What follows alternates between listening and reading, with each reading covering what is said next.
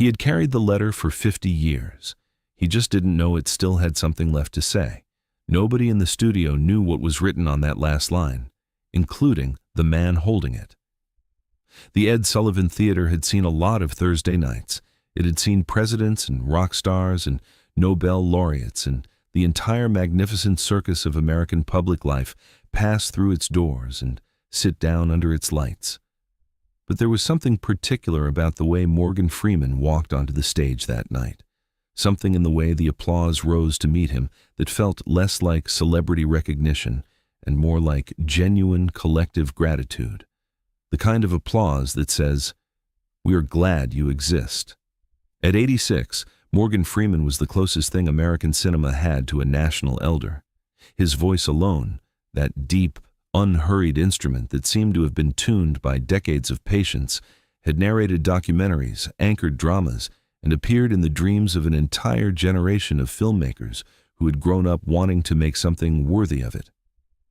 He had played presidents and criminals and God and ordinary men with equal dignity, and somewhere along the way, the line between the actor and the archetype had blurred until people simply thought of him as Morgan, not a star, not a legend, but a presence, familiar and irreplaceable as gravity.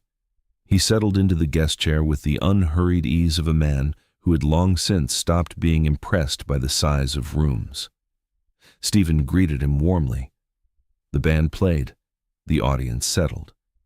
And for the first several minutes, everything moved in the comfortable grooves of a conversation between two professionals who respected each other's work. They talked about the new film, about what it meant to still be choosing roles at 86 rather than simply accepting them, about the particular freedom that comes when you have nothing left to prove and can finally make decisions based purely on what interests you.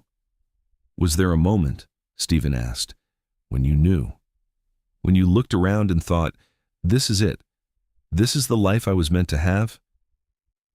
Morgan smiled. Not quickly. He did nothing quickly. The smile moved across his face the way light moves across water, slow and certain. There were many moments, he said, and I distrusted all of them.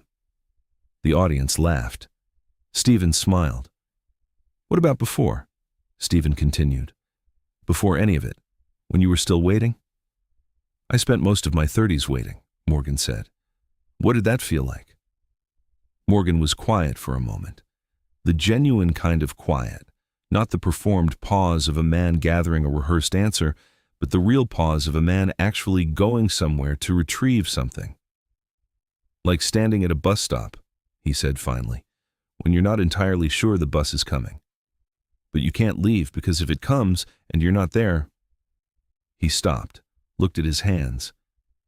You just stand there, year after year, believing. Stephen leaned forward slightly. Did you write anything down during those years? Was there a moment where you made yourself a promise? The studio was warm and full. 300 people breathing together in the particular rhythm of a room that doesn't yet know it's about to witness something. Morgan looked at Stephen for a long moment. Then he reached into his jacket, not his pocket, his inside breast pocket, the one closest to his chest. And from it, he withdrew a piece of paper so old it had ceased to be paper in the ordinary sense and had become something else, something between paper and cloth, soft at every fold, the corners worn entirely smooth, the whole thing carrying the particular fragility of something that has been handled 10,000 times with great care.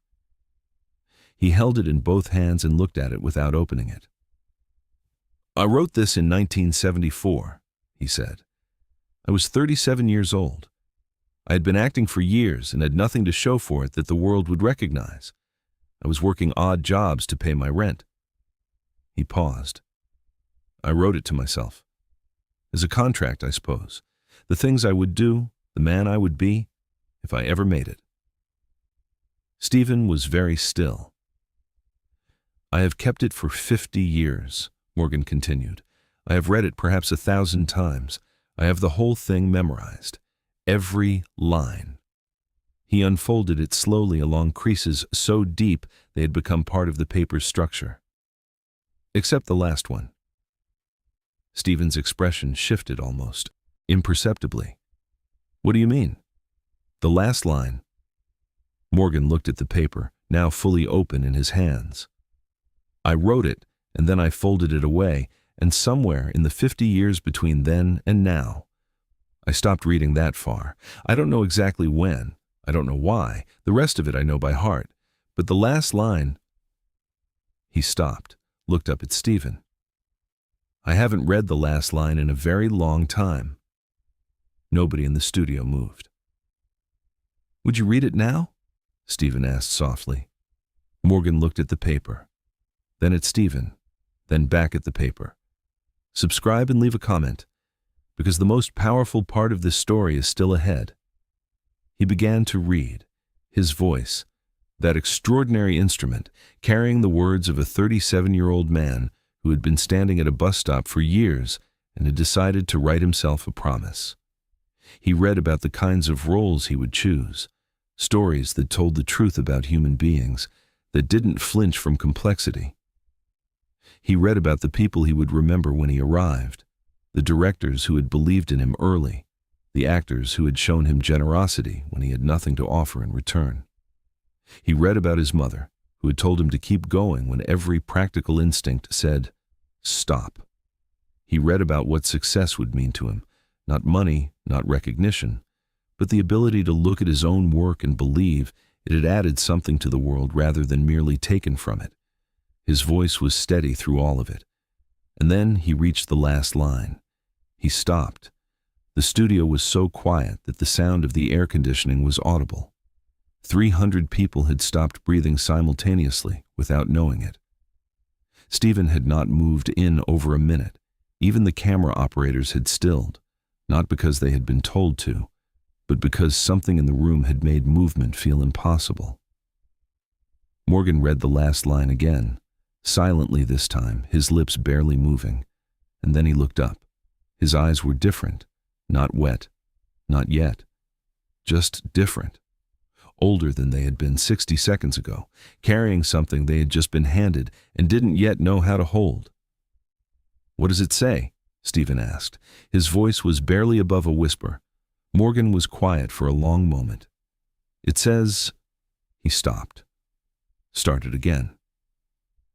If you become the man you're capable of being, you will spend your success the way you spent your struggle, in service of something larger than yourself.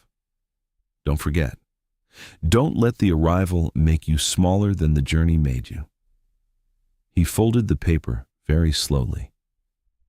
And then, underneath that, in different ink, written later, maybe the same day, maybe the day after, it says, you will know if you kept this promise. You will feel it.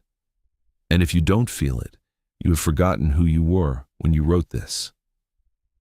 Silence. Do you feel it? Stephen asked. Morgan held the folded letter in his hands. He did not answer immediately. He sat with the question the way he sat with everything, without rushing it, without performing his relationship to it, simply present with it in a way that very few people ever managed to be present with anything.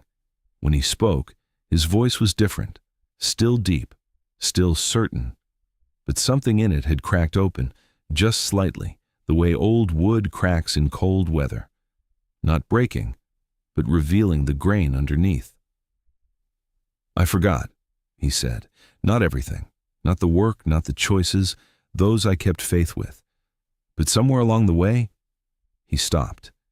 You reach a certain altitude and the air is different and you start making decisions from up there instead of from down here.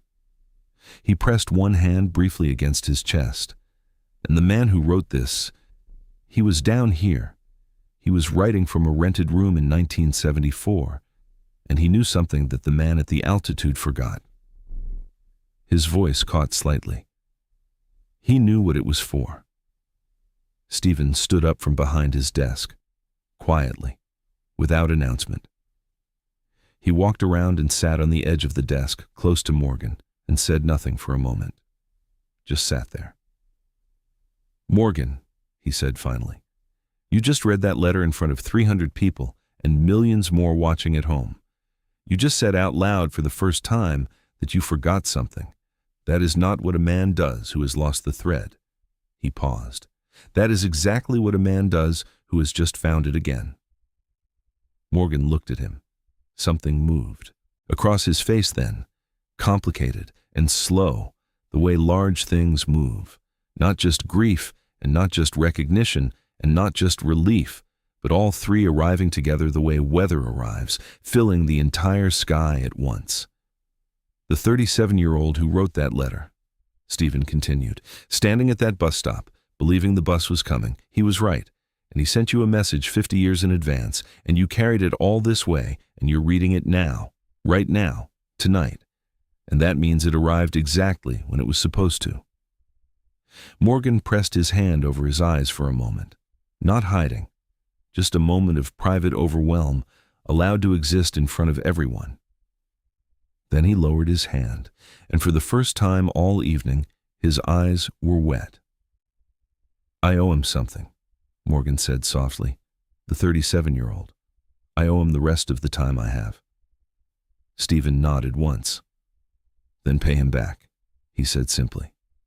The applause that followed was not the reflexive applause of a television audience responding to a cue.